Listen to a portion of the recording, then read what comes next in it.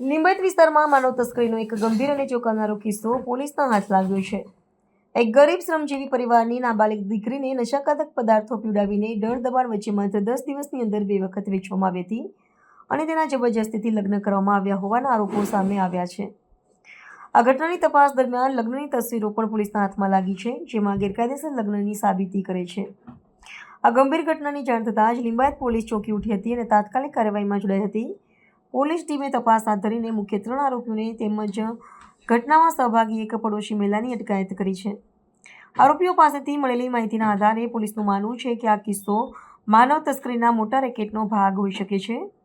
તપાસ દરમિયાન જાણવા મળ્યું છે કે ફરઝાના નામની બીજી એક મહિલા આરોપી પણ આ રેકેટમાં સામેલ હોવાનો ખુલાસો થયો છે।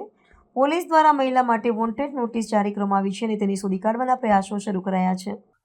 लिंबायत પોલીસ સ્ટેશનમાં વિસ્તારમાં રહેતી એક કિશોરીની માતાએ લિંબાયત પોસ્ટે ખાતે એક ફરિયાદ આપેલ છે કે પોતાની જે નાબાલિગ કિશોરી છે એને એની બાજુમાં રહેતા નૂરી શેખ, વસીમ શેખ અને ફરઝાના આ ત્રણેય લોકોએ એને લલચાવી ફોસલાવી અને એક લસકાણામાં રહેતા શોએબ સાથે નિકાહ કરાવેલ છે।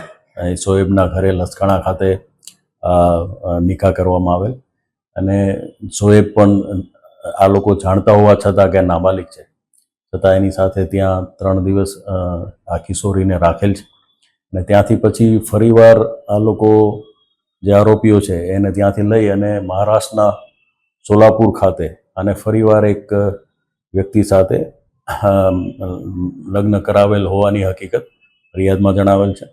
હાલ પોલીસે આ સંબંધે વસીમ, નૂરી અને જે આ લગ્ન કરનાર છે શોએબ એની ધરપકડ કરેલ છે। આ બાબતે ફરઝાના અને અન્ય જે એક ઇસમ છે જે સોલાપુરનો એની ધરપકડ કરવાની બાકી છે। પોલીસ હાલ વિશેષ તપાસ કરી રહી છે। આ બાબતે બળાત્કાર અને પોક્સોની કલમો લગાવી અને ગુનો રજીસ્ટર કરવામાં આવેલ છે।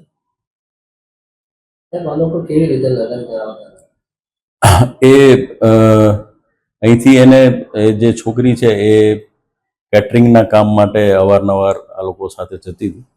એ દરમિયાન એ લોકોએ છોકરીને ડરાવી, ધમકાવી, લલચાવી અને આ જે છે શોએબ લસકાણા ખાતે એના ઘરે લઈ ગયેલા અને ત્યાં એમની ધાર્મિક વિધિ પ્રમાણે એના મેરેજ કરાવેલા એવું હાલ જણાય આવે। આજ રોજ સુરત શહેરના લિંબાયત પોલીસ સ્ટેશનમાં એક 15 વર્ષીય દીકરીની ફરિયાદ દાખલ થઈ છે। દીકરીની સાથે જે બનાવ બન્યો છે એ ખૂબ ગંભીર અને સંવેદનશીલ બનાવ છે। 15 વર્ષીય દીકરીને 2 થી 3 જગ્યાએ અલગ અલગ રીતિ રિવાજ મુજબ એના લગ્ન કરવામાં આવ્યા અને જે સ્થાનિક કોઈ મહિલાઓ છે ફરજાના અને નૂરી કરીને એ દીકરીને પટાવી ફોસલાવીને લઈ ગયા, સિરપ પીવડાવીને લઈ ગયા અને અલગ 2 થી 3 જગ્યા પર એના લગ્ન કરાવીને 2 થી 3 દિવસના કે મહિનામાં પાછા લાવ્યા અને જે દીકરી છે એની સાથે શારીરિક શોષણ થયું।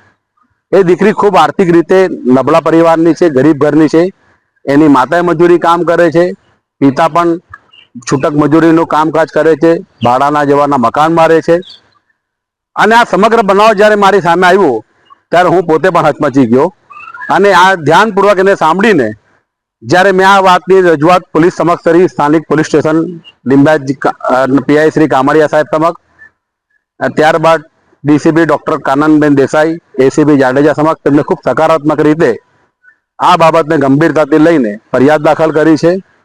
આ સમગ્ર બાબતમાં મારી પોલીસ તંત્રને એટલી જ અપીલ છે કે લિંબાયત વિસ્તાર એક ગરીબ શ્રમિક પરિવારોનો વિસ્તાર છે ને આવી રીતે જે મહિલાઓ છે જે કૃત્ય કરી રહી છે એ મહિલાઓની એક ચોક્કસ ટોળકી યા કોઈના ઇશારે યા કોઈ ઓર્ગેનાઇઝેશન યા કોઈ કટ્ટરવાદી સંગઠનના ઇશારે આવી રીતે ગરીબ ઘરની દીકરીઓને ટાર્ગેટ કરી રહી છે અને એમને અન્ય સ્થળે કે અન્ય જગ્યા પર બીજા, ત્રીજા, ચોથા વ્યક્તિઓ સાથે લગ્નો કરાવીને એના 2-3 દિવસ પછી લગ્નો તોડાવીને પૈસાનો વહીવટ કરી છે, રૂપિયાનો વહીવટ કરી રહી છે। આ રીતે એ લોકો સમાજને પણ બદનામ કરી રહ્યા છે અને નાની દીકરીઓને પીંખી રહ્યા છે। મારી અપીલ એટલી જ છે કે આ જે કોઈ ચલાવનાર રેકેટ જે ચલાવી રહ્યા છે એમની સામે કડકમાં કડક અને દાખલારૂપ કાર્યવાહી થવી જોઈએ। કોઈ પણ ભોગે એમને બક્ષવા ન જોઈએ। એનું કારણ એટલા માટે છે કે આવનારી અમારી પેઢી કે આવનારી કોઈ પણ ગરીબ ઘરની દીકરી હોય કે સારા સમાજની દીકરી હોય કે ઉચ્ચ વર્ગની દીકરી હોય એની સાથે પણ આ બનાવ ન બને એની તકેદારી રાખવાની આપણા સૌની જવાબદારી છે. સ્થાનિક સામાજિક આગેવાનો અને સંગઠનોને મારી અપીલ છે કે આ પીડિત દીકરી સાથે અને પીડિત પરિવાર સાથે મજબૂતીથી ઉભા રહે, એમને સમર્થન આપે, એમને સહકાર આપે અને આવી રીતે આ કૃત્યો જે એમને કરાવ્યો છે એ ટોળકીએ બીજી પણ જે દીકરીઓને ટાર્ગેટ કરી હોય એ દીકરીઓને સામે લાવીને પોલીસ સમક્ષ મૂકે કે જેના કારણે પોલીસ તપાસ વધુ મજબૂત રીતે થઈ શકે. સમાજને અપીલ છે કે તમારા વિસ્તારની અંદર જે કોઈ સામાજિક દૂષણ હોય, દારૂ વેચાતો હોય, ડ્રગ્સ વેચાતો હોય, એમડી વેચાતો હોય કે ચરસ ગાંજો કે કોરેક્સ વેચાતો હોય કે ઠેર ઠેર કોરેક્સની ફરિયાદો આવે છે સિરપની, એ તમામ બાબતોને પોલીસ સમક્ષ લાવો અને એવા અસામાજિક તત્વોની સામે ફરિયાદ કરતા ડરો નહીં. પોલીસ તંત્રને અપીલ છે કે જે સ્ટ્રીટ સીટરો છે, વિસ્તારના અસામાજિક તત્વો છે, એ જો અત્યારે સારા કામો કરતા હોય તો એને કરવા દો, પરંતુ એ અત્યારે હાવ નવરો હોય અને આવી રીતે ખોટા ધંધામાં જ લાગેલો હોય તો એની સામે ફરીથી કડકમાં કડક કાર્યવાહી કરો એવી પોલીસ તંત્રને પણ મારી અપીલ છે.